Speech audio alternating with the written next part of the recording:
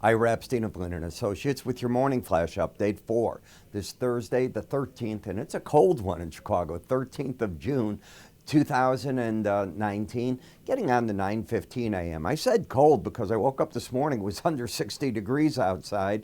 We've been cold. Now we're supposed to warm up, but rain in the forecast, and that rain just keeps the grain market on edge because you're at the point now where the corn that is not planted probably doesn't get planted in large swaths of the Midwest, the Northern Plains. You get too much rain. Now the question is, what's that going to mean for soybeans? In the energy markets, you got a big boost this morning, and that was in large part because two tankers were attacked in the Gulf of Oman. There question if one was a torpedo attack, another was a mine attack, but this makes 6 ships now that have all been attacked. This is not a good situation. We'll see how that's going to play on the markets. In the stock indices, we had a big surge early in the morning. We've given back almost 100 points of that in the Dow. You're still up, though, on the day right across the board. The dollar index fairly steady. I can say the same of the euro. In Great Britain, we are looking at Boris Johnson winning the first round of the elections. There'll be another round, as I understand it, next week. And when you end up with 2 people left, that's when they go for the vote. Now, remember, he's a hard Brexit person. He wins and they leave without a deal by the 31st of October. Could be very interesting. Today, U.S. import-export price recap. If you take a look at the import prices, down 0.3, that was what it was expected. But the export prices were a surprise. The prior was up 0.2, now it's down 0.2. And petroleum imports, well, you know the prices have been collapsing, so you're looking at, we're importing, not inflation there.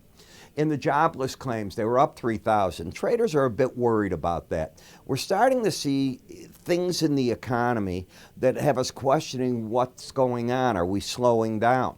Wall Street Journal survey came out today with the vast amount of those surveyed thinking that the next move by the Fed will be a rate cut, and it'll be in September.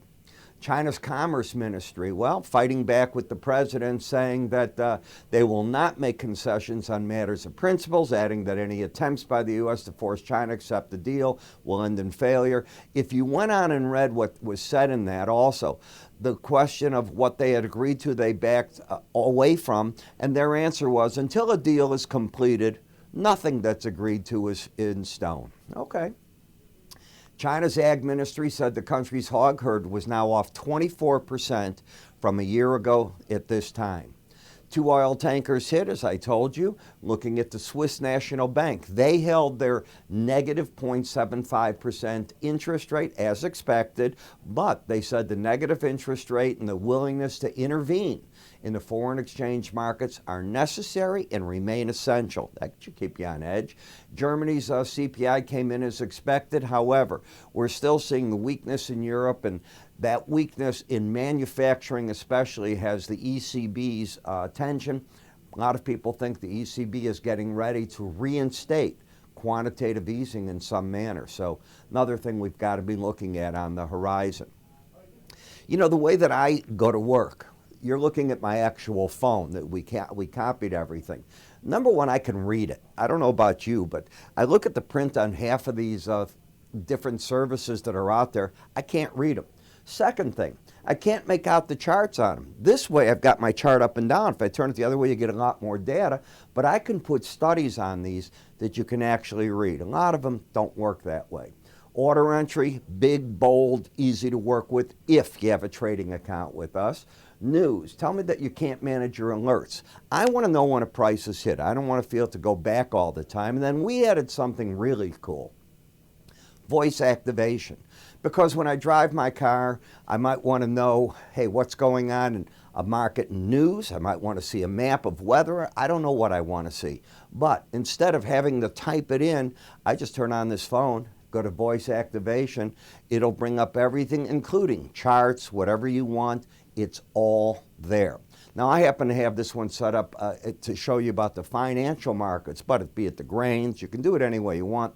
Page upon page, custom quote pages. You can change the view, and you get news. And I mean, our news comes in, and of course, look at that guy. That's me.